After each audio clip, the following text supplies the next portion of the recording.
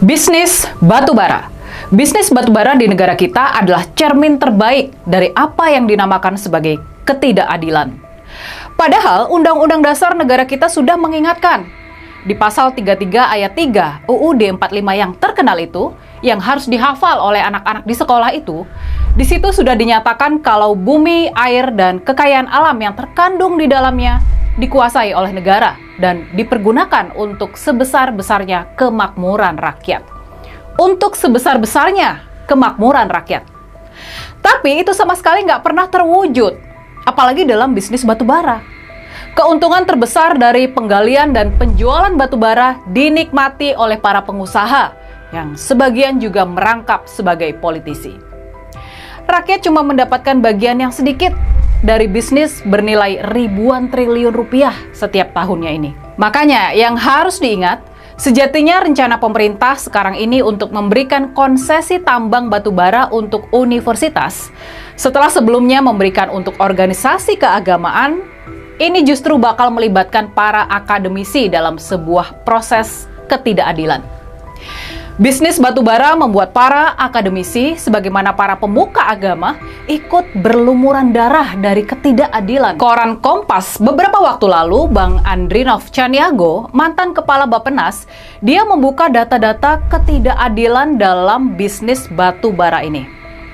Menurutnya, mayoritas uang dari bisnis batubara dinikmati oleh para pengusaha, bukan masuk ke kas negara. Ini disebabkan aturan bagi hasil yang memang sangat menguntungkan pengusaha, apalagi kalau harga batubara sedang melambung tinggi seperti belum lama ini. Jadi, buat mudahnya, menurut hitungan Bang Andrinov di tahun 2021 dan 2022, saat terjadi booming harga batubara, nilai total penjualan batubara Indonesia mencapai 3.340 triliun rupiah. Kita dapat 3.000 triliun rupiah lebih di tahun 2021 dan 2022 selama 2 tahun. Dari jumlah pendapatan sebesar itu, kita mestinya mendapat keuntungan bersih mencapai 2.500 triliun. Ini setara dengan besar APBN dari negara kita. Tapi pada kenyataannya, berapa yang didapat negara dan rakyat dari bisnis batubara ini? Yang didapat negara dan rakyat cuma sekitar 300 sampai dengan 400 triliun. Kesannya, ini cuma kesannya ya. Kesannya, pendapatan negara dari batubara sangat besar, mencapai 400 triliun untuk 2 tahun, atau sekitar 200 triliun untuk 1 tahun. Tapi coba kita bandingkan dengan yang didapat sama perusahaan-perusahaan. Menurut hitungan Bang Andrinov, yang mereka dapat mencapai sekitar 1.500 triliun. Jauh di atas yang didapat sama negara dan rakyat. Makanya nih, nggak mengherankan kalau orang-orang paling kaya di negara kita umumnya punya bisnis batubara. Nggak mengherankan kalau para politisi di negara kita juga berbisnis batubara. Begitu juga dengan jajaran aparat. Semua memperkaya diri lewat konsesi batubara.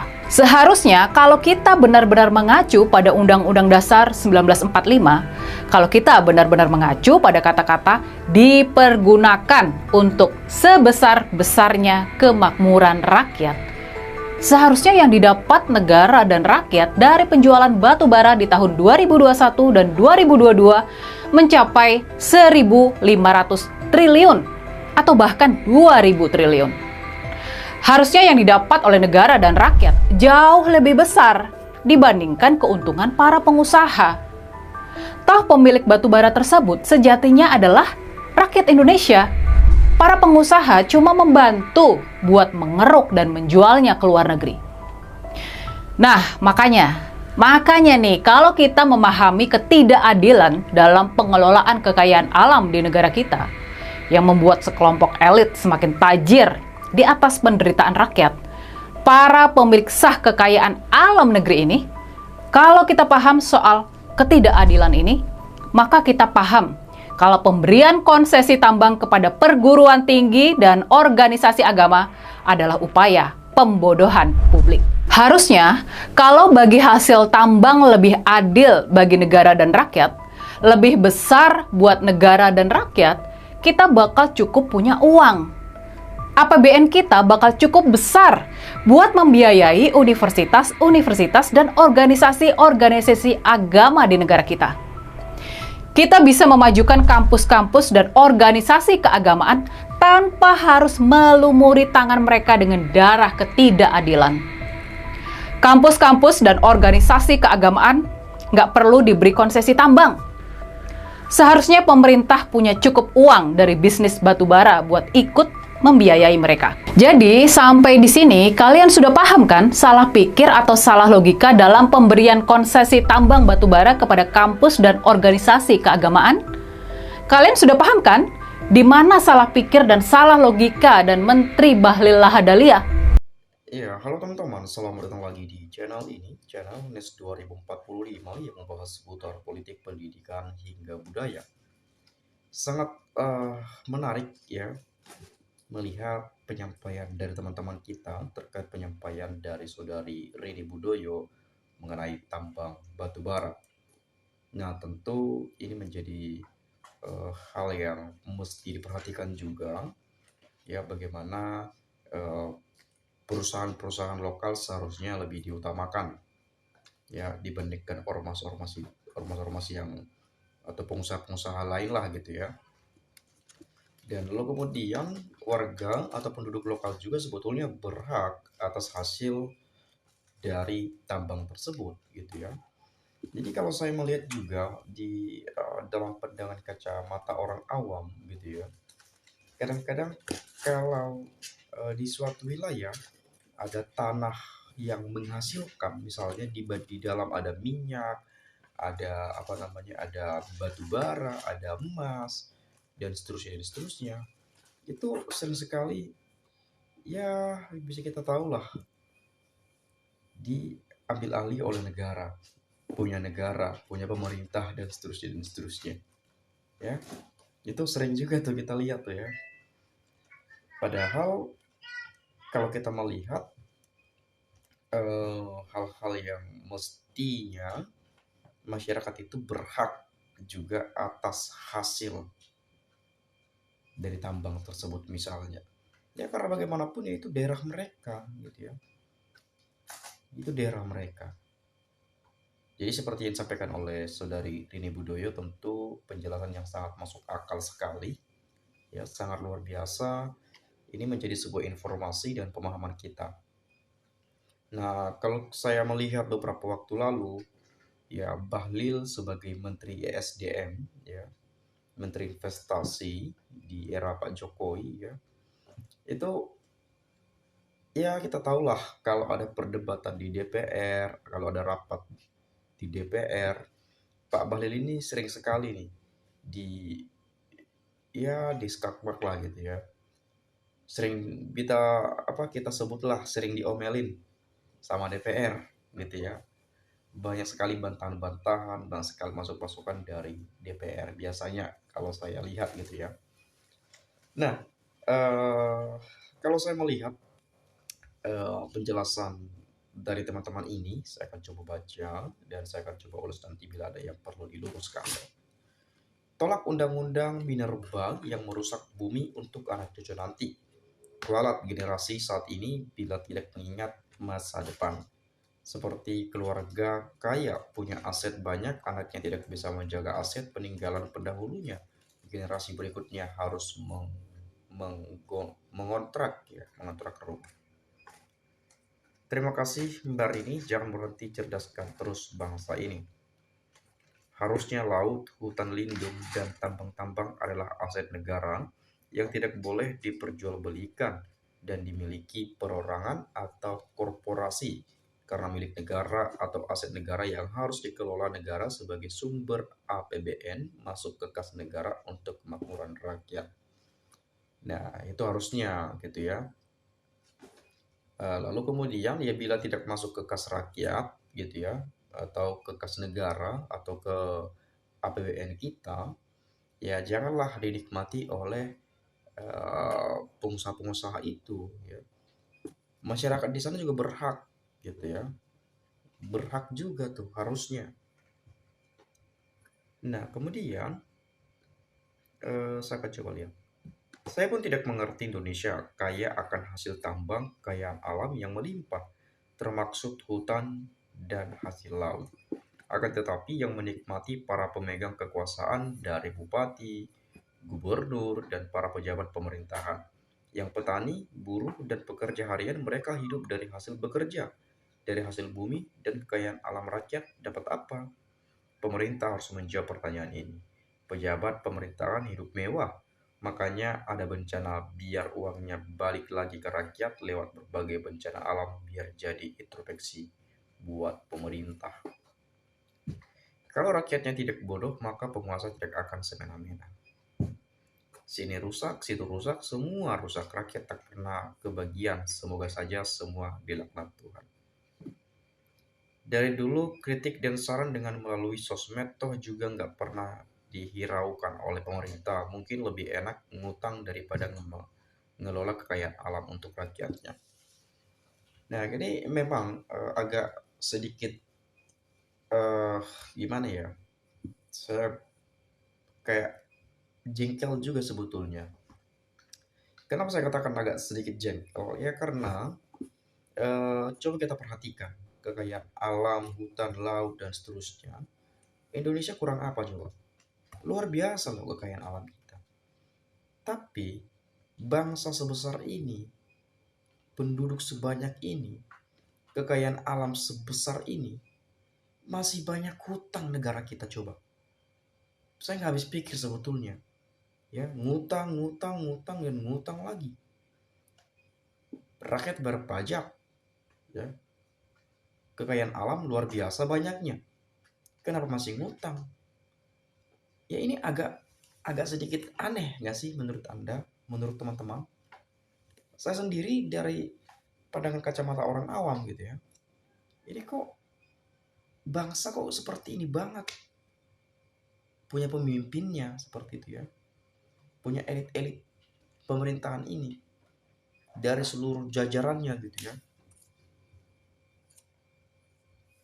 Kita bayar pajak, rakyat bayar pajak, ya. Hasil kekayaan alam besar, banyak, kaya. Negara malah ngutang. Ini nih, kalau di negara kita banyak sekali mafianya, banyak sekali koruptornya. Jadi ini jadinya rakyat tertekan, rakyat tidak pernah menikmati hasil buminya, ya. Hasil tanah dari Indonesia. Kalau kita misalkan dikasih bantuan ini itu ya itu sebetulnya ya pajak rakyat juga. Itu juga sudah menjadi harus tanggung jawab negara untuk memelihara fakir miskin dan seterusnya dan seterusnya. Agak aneh ya menurut saya ya. Agak lain juga nih. Ya ke depan memang harus betul-betul diperhatikan juga ya. Ya ciptakanlah semacam teknologi gitu ya bagaimana kekayaan alam hasil tambang kita diolah di negara sendiri gitu ya. Ya nggak harus bergantung pada orang lain lah gitu atau ke negara lain misalnya. Karena kalau saya lihat ya, misalkan batu bara atau nikel atau baja misalnya, ya kita menghasilkan mentahnya, kita korek tuh, kita bor tuh, dan seterusnya dan seterusnya. Lalu mentahnya dijual ke luar negeri. Luar negeri mengelola, jadi itu barang. Indonesia beli, harganya bisa berpuluh-puluh kali lipat. Misalnya kita jual nih sekilonya, ya gini sederhananya dulu ya. Kita jual mentah sekilonya misalnya 10.000 ke luar negeri. Orang luar negeri mengelola diciptakan sebagai barang jadi yang punya nilai gitu ya, yang punya fungsi. Indonesia beli karena Indonesia butuh juga kan. Indonesia beli tuh dengan harga 50.000. Udah tekor kita 40.000. Ini yang harus dipikirkan juga sebetulnya ya, masa depan bangsa ini seperti apa. Kalau terus menerus seperti ini, Ya lama-kelamaan juga hasil bumi itu pasti habis. Dikeruk terus, digali terus, diambil, dijual, pasti habis juga kelama-kelamaan. Mau jadi apa bangsa ini kalau terus-menerus seperti itu? Ya, hancur, rakyat sengsara ya. Nah, saya lihat nih, sangat betul pelindung enak dibayar perusahaan untuk menjaga pelindung sekalinya maling dan korupsi adalah satu. Tenang jalan. Kita lindung dari masyarakat bayar pajak itu siapa? Adalah paling perusahaan, masyarakat juga bayar. Ya. Masyarakat juga bayar, enggak ya enggak cuma perusahaan lah yang bayar pajak, rakyat juga bayar kok gitu ya. Kita punya batu bara, tembaga, emas, nikel, minyak bumi, sawit, buah, sayur, rempah-rempah, dan padi. Kok negara kita jadi miskin? Kok negara kita jadi ketergantungan ke negara lain? Sungguh aneh. Pasti ada yang bermasalah, entah itu sistemnya, entah itu sudahlah. Ya tadi saya katakan tadi, agak aneh sih sebetulnya ya. Ini masyarakat yang dibodoh-bodohi atau yang di atas sana yang bodoh gitu ya. Kita nggak tahu juga sebetulnya bagaimana sistem mengelola ini gitu ya. Coba ini dari komentar ini kita telah dengan baik ya. Kita punya batu bara, oke, punya tembaga, emas, nikel, minyak bumi, sawit kita punya, buah, sayur, rempah-rempah, padi, jagung, dan sebagainya macamnya. Kita punya, tapi kenapa negara ini miskin? Sengsara rakyat banyak. PHK terjadi di mana-mana. Pengangguran merajalela. Ya. Kenapa? Ya, saya juga agak bingung nih. Saya juga bertanya-tanya. Ya, itu kenapa sebetulnya? Sistem yang salah atau siapa yang salah sebetulnya? Ini kan suatu problem yang mesti dipecahkan ke depan. Ya wajar sebetulnya. Yang kaya semakin kaya, yang miskin semakin miskin, teman-teman.